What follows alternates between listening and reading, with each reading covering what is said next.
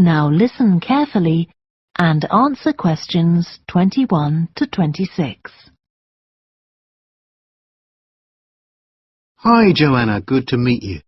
Now, before we discuss your new research project, I'd like to hear something about the psychology study you did last year for your master's degree.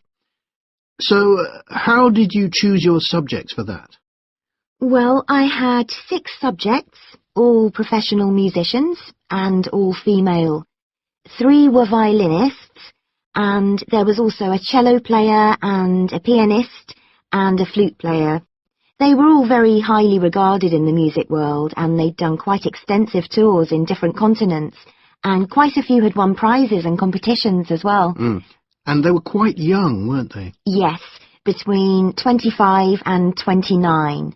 The mean was 27.8. I wasn't specifically looking for artists who'd produced recordings, but this is something that's just taken for granted these days, and they all had. Right.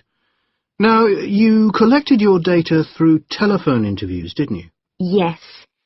I realised if I was going to interview leading musicians, it'd only be possible over the phone because they're so busy.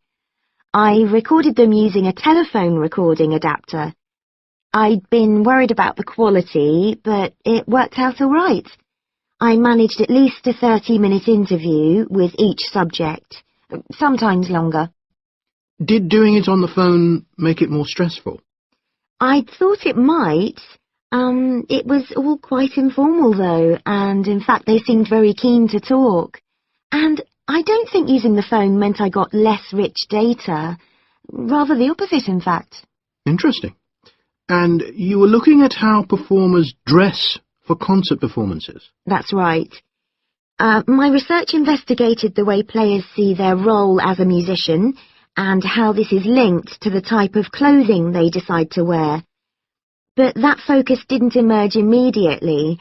When I started, I was more interested in trying to investigate the impact of what was worn on those listening, and also whether someone like a violinist might adopt a different style of clothing from, say, someone playing the flute or the trumpet. It's interesting that the choice of dress is up to the individual, isn't it? Yes. You'd expect there to be rules about it in orchestras, but that's quite rare. Before you hear the rest of the discussion, you have some time to look at questions 27 to 30.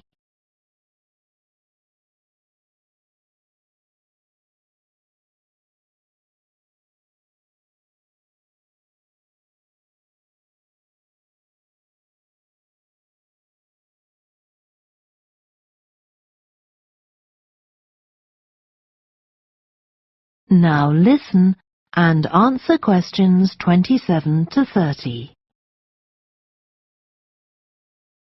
You only had women performers in your study.